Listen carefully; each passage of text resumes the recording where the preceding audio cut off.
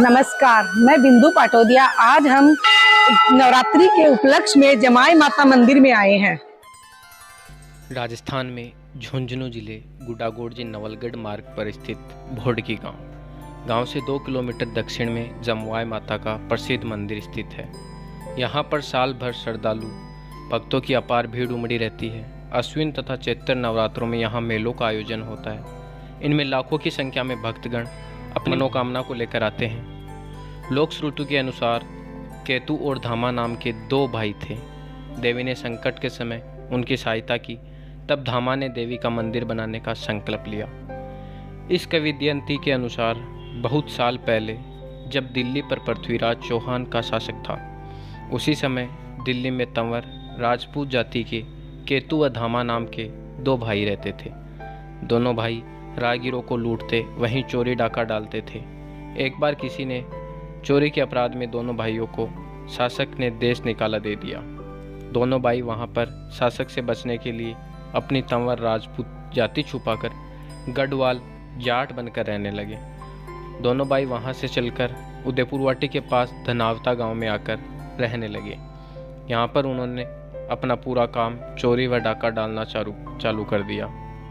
उन्होंने धनावता में शिव मंदिर बनवाया। कुछ समय बाद दिल्ली पर मुसलमानों के बादशाह गजनी ने आक्रमण कर दिया। दिल्ली का शासक बन गया।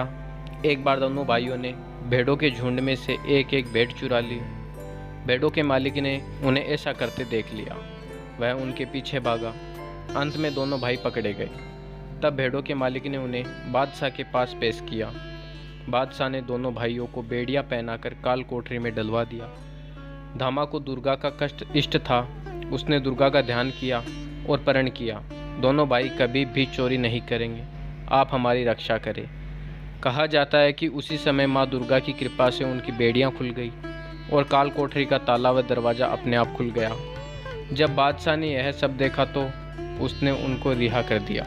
दोनों भाई वहाँ से छूटने के बाद वापस धनावता आ गए और धनावता की पहाड़ी पर मकान बनाकर रहने लगे। थोड़े ही समय बाद उन्हें मालूम हुआ कि पहाड़ी में तांबा है, तो दोनों भाई तांबा निकालने लगे और बहुत अधिक धनाढ़े बन गए। कुछ समय बाद केतु की मृत्यु हो गई और उसकी पत्नी माली उस पर सती हो गई, जो आज माली के नाम से जानी जाती है। एक दिन शिव मंदिर में वहाँ एक साधु आया और धामा से कुछ मांगा, लेकिन धामा उन्हें देने से इनकार कर दिया और उन्हें फटकार दिया। बाबा क्रोधित हो गए और धामा को तांबे की खान नष्ट होने का श्राप दे दिया। उसी समय खान नष्ट हो गई। धामा बाद में बहुत पछताया, लेकिन होना था वह तो हो गया। धामा ने फिर भी भगवती का ध्यान किया और रात में सो गया। माँ भगवती दुर्गा ने उसे रात को स्वप्न में दर्शन दिया और कहा कि तुम्हारे घोड़े को पश्चिम दिशा में ले जाना और जहाँ घोड़े के पैर रुक जाए वहाँ पर एक मंदिर व तालाब बनवा देना। धामा ने उसी समय घोड़े को दौड़ाया तो आज जहाँ माता जी का जोड़ा है वहाँ आकर घोड़ा रुका। जहाँ पर मंदिर का काम शुरू हुआ तो ज़मीन फटी और ज़मीन से माँ दुर्गा की प्रतिमा प्रकट हुई। ज़मीन से प्रकट होने के कारण उसका नाम जमवाय रखा गया। उसके बाद धामा यहीं पर 500 बीघा ज़मीन लेकर रहने लगा। जब धामा स्वर्ग सिधार गया तो अपने पीछे वह 500 बीघा ज़मीन बंजर छोड़ गया, जिसे धमाना वाली जमवाय माता के बीड़ के नाम से जाना जाता है। आज जमवाय माता का यह पूजा स्थल अनेक जातियों और उपजातियों की कुलदेवी के रूप में पूजा जाता है।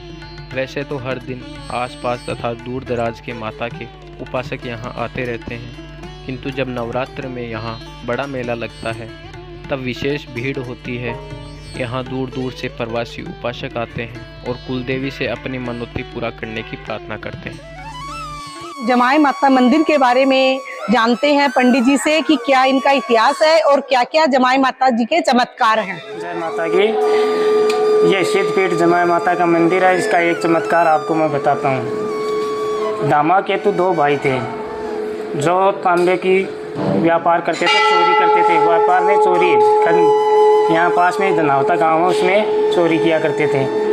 तो मुगल बादशाह के टाइम क्या हुआ, उनको गिरफ्तार कर लिया गया तांबा के साथ। गिरफ्तार करने के बाद काल कोठरी में डाल दिया, कारागार में डाल दिया उनको। तो वो धामा और केतु माता की पूजा अर्चना किया करते थे। तो वो काल कोठरी के लोग खुल गए और वो तांबे का ना तांबा था उसका कोयला बन गया।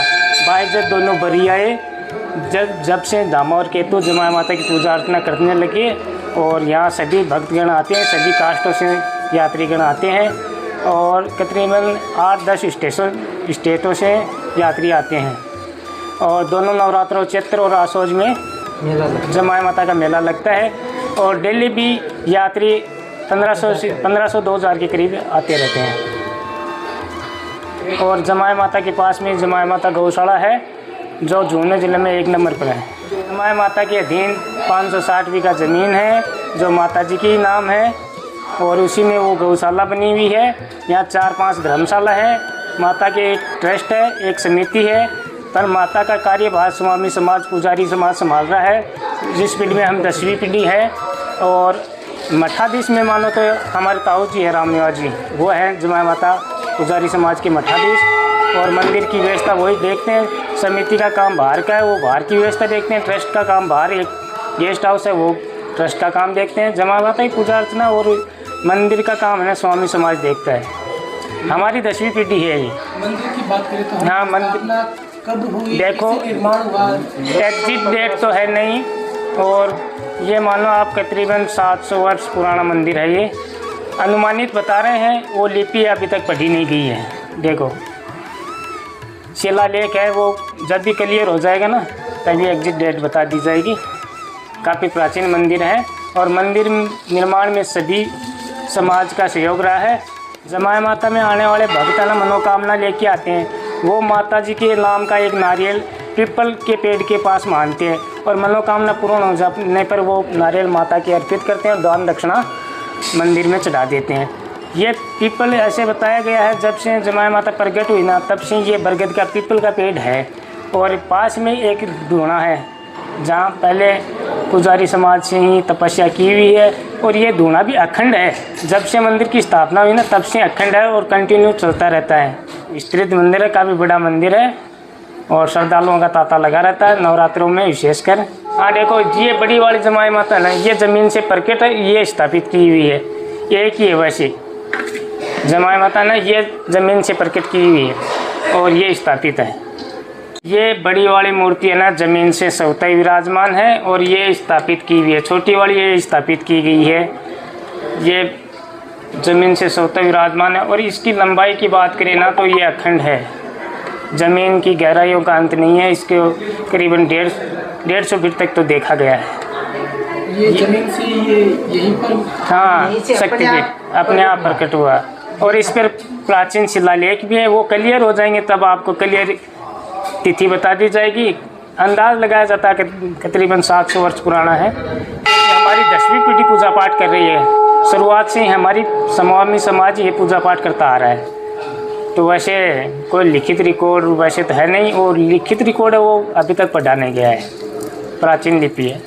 मतलब अपना जमुआई माता में जो भी लिपि लिखा हुआ है जैसे जब निकला उसी टाइम का निकला हुआ है, इसमें कोई खुदाई नहीं किया हुआ है, न इसमें चेहरा बनाया हुआ है। जो सेम चेहरा है वैसा का वैसा ही निकला था जमुआई माता का मूर्ति। कितनी फुट तक ये नीचे है?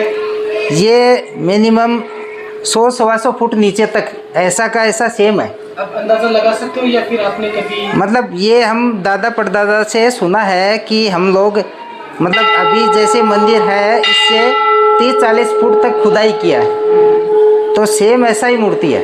अपने जमुआई माता के पूर्व दिशा में लिपि से मतलब बहुत सी चीज़ें लिखी हुई है, जिसका अभी तक मतलब पूर्णतः मालूम नहीं हुआ कि कौन से सन में बनी है या क्या क्या लिखा हुआ है। इसकी जांच चल रही है, जब इसका जांच पूरा हो जाएगा उसके बाद में हम बता सकते हैं कि उस सन में माता जमुआई माता प्रकट हुई थी। ज़मीन से निकला इसलिए माता का नाम जमुआई माता पड़ा। दूर दूर से श्रद्धालु आते हैं और यहाँ तक कि अपने कलकत्ता बॉम्बे में नहीं विदेशों में भी बसे भारतीय हैं जो भी वो जमाई माता मंदिर में आते हैं। कुछ श्रद्धालु भी आए हुए हैं, आज हम उनसे जमाई माता के बारे में जानते हैं कि वो कब से आ रहे हैं। आप कब से आ रहे हो यहाँ पे? जन्म से जब से हम जानते हैं तब से ये जमाई माता के आ रहे हैं। और दादी जी आपकी क्या मान्यता मतलब थारी क्या इच्छा पूरी हो रही है कि थे बार बार में आ रहा हो? जो और की मान्यता होगी, मेरी बिटिया मेरी मनोकामना है ना वह पूरी होगी। नवरात्रा में नवरात्रा किए थे और है ना मैंने ऐसे सोचा था कि मैं नवरात्रा के बाद में जॉब लग जाऊंगी तो है ना मैं जैसे मेरी आस्था आना होगा मैं आती रहूंगी यहाँ पे। तब से मैं सरकारी टीचर हूँ। माता के आने के बाद में माता की इतनी श्रद्धा है जिससे आगे से आगे काम अपने आप होते जाते हैं। आप कहाँ पे हो टीचर? रावत बाटा में, चित्तौड़गढ़ में। चित्तौड़गढ़ में आपकी मतलब सारी मनोकामनाएं पूरी हो रही है, मतलब जमाई माता के मंदिर में आने जी, से हाँ। आपका मन में विश्वास है और हाँ। विश्वास है तो पक्का है। यही था कि वो दिन दिन प्रतिदिन यात्री है वो बाहर से आते हैं और दर्शन करते हैं, मनोकामना पूरी भी होती है माता जी। नारियल जो यहाँ बांधते हैं इसके बारे में ये है कि ये नारियल बांध के और उसके बाद में जो भी मनोकामना पूरी होती है उसके बाद में आके इसको यहाँ चढ़ा देते हैं।